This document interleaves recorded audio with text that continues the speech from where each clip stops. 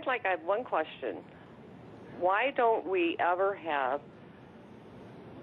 we just had the gentleman on TV, and he was being asked, about his racist remarks, blah, blah, blah, the older man.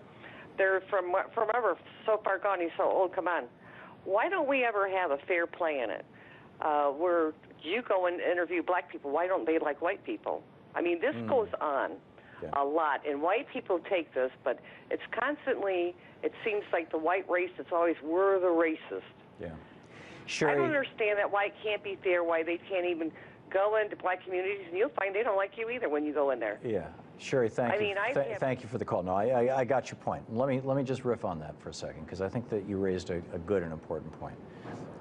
And that is that most white people have grown up around white people. They have no understanding of what white privilege is, of how they got where they are.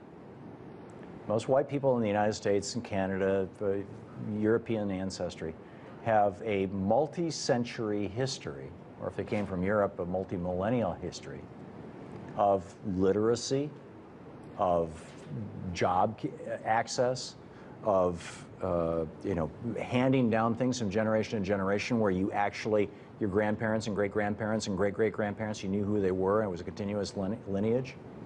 And they don't get it that that is a stock. That has value.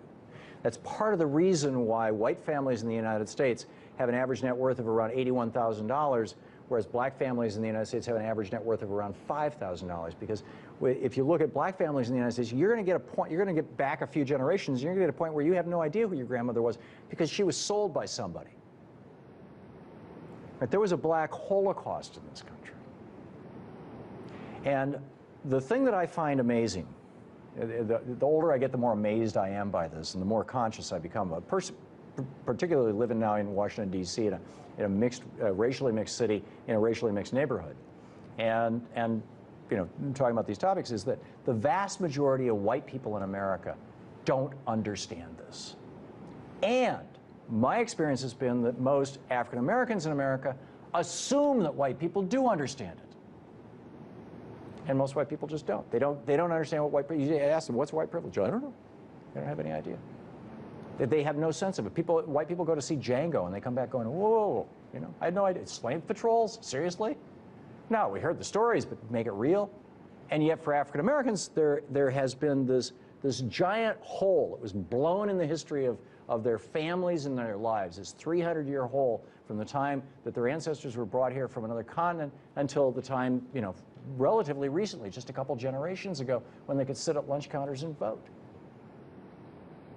And that has produced, both of those things produce cultures that have some significant differences. And we need to be bringing these cultures together. We need to be figuring out ways to have these conversations. We need to be figuring out ways to rectify this massive wealth inequality and cultural wealth